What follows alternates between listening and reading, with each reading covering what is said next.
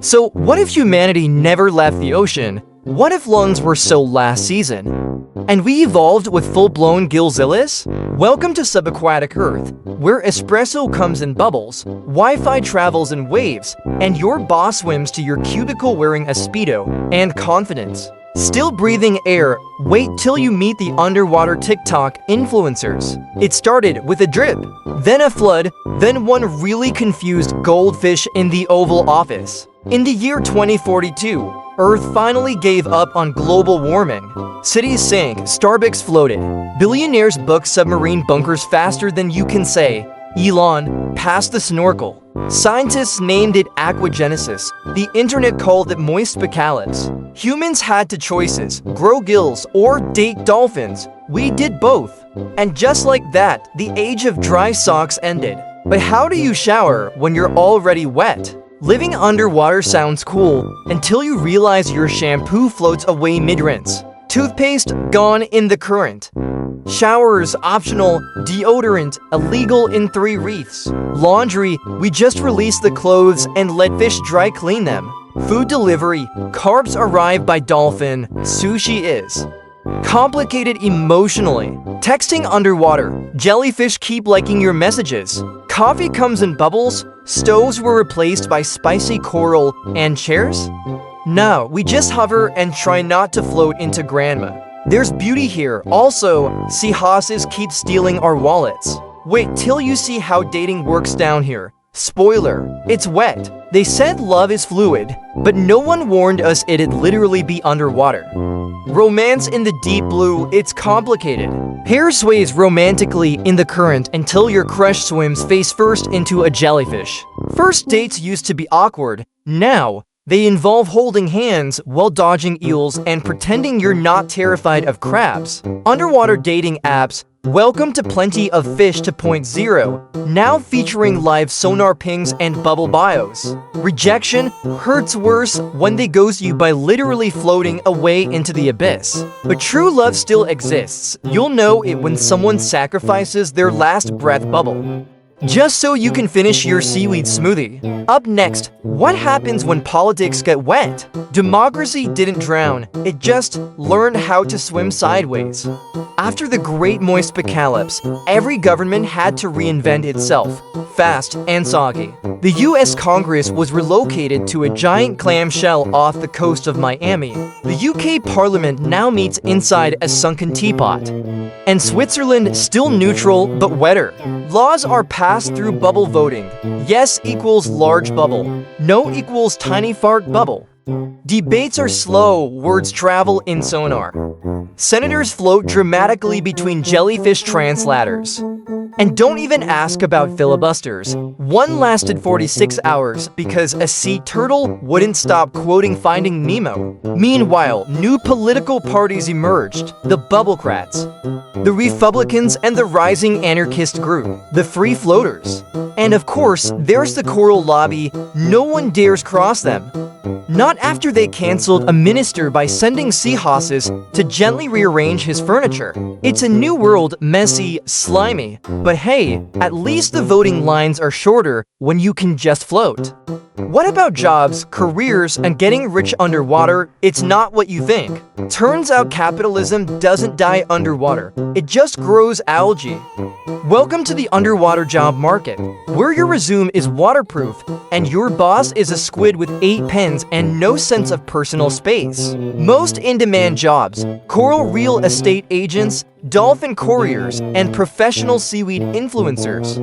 Don't laugh. One earned 1 million likes for making a face mask out of kelp. Want to be a chef?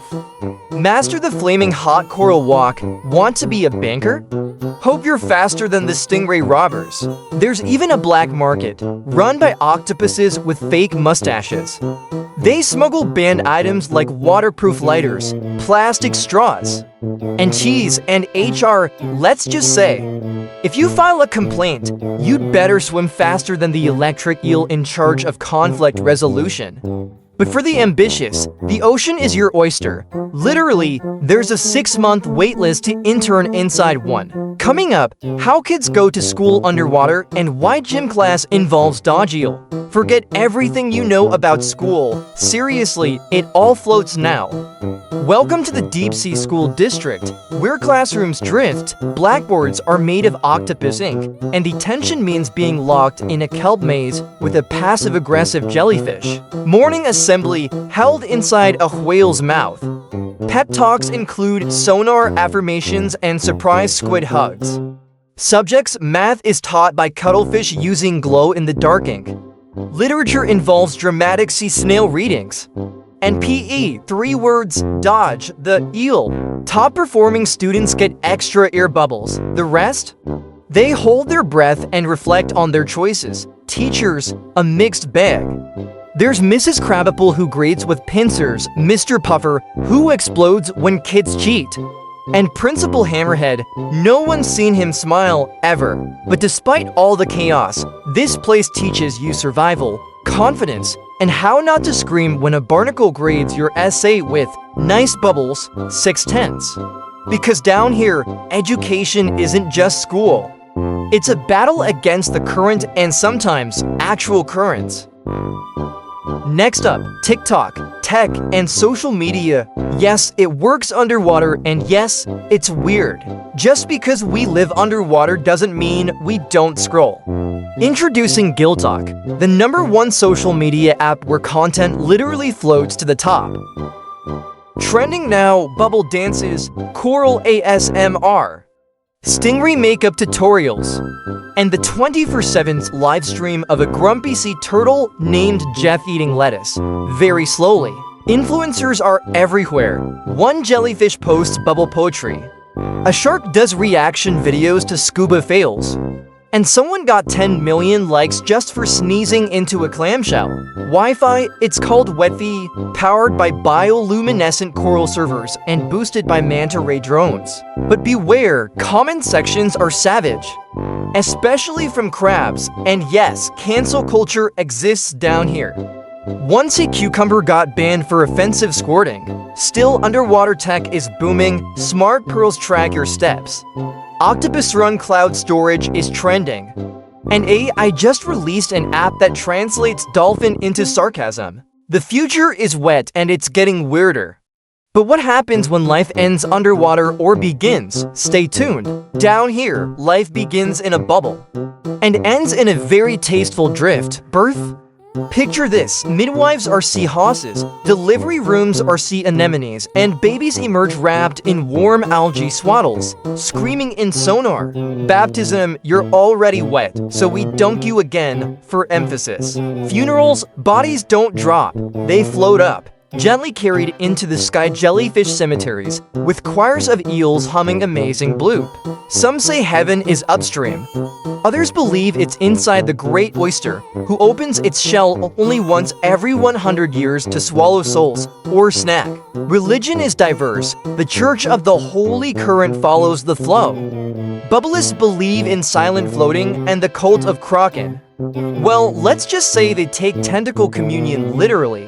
Once a year, all faiths gather for the Grand Choral Convergence, where prayers are sung in whale song, confessions are whispered to clams, and fish nod in quiet reverence. Or maybe they're just zoning out. We're still not sure. Because even here, we still ask, where do we go when we pop? But some don't want to stay. Meet the rebels, meet the drylanders. Not everyone accepted the wet. Some longed for dry land, for frizz, for the smell of sunburn and static cling.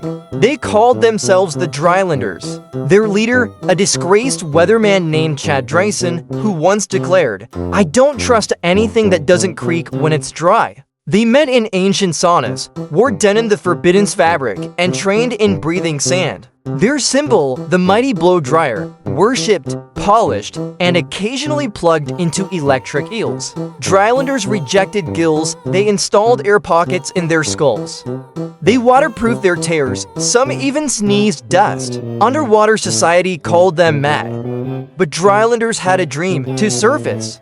to reclaim a world of cracks, crust, and chafing, and to install dehumidifiers everywhere. A storm is rising and it smells like fabric softener. Final episode, where is this all going? A sloth, the stars, and the age of slow. And then we slowed down after all the bubbles, the memes. The rebellions powered by blow dryers came stillness. The currents quieted. The comment sections calmed, even Jeff the turtle blinked twice in one day. This was no accident, it was evolution. Not towards speed, not towards perfection, but toward the sacred slowness. They call it the age of slow. In this age, meetings last days, texts are delivered via whale song. Naps are sacred and time, it floats. And somewhere, gently drifting between coral galaxies, a sloth swims, eyes closed, glowing slightly, not fast, not loud, just slow. And maybe that's exactly what we needed.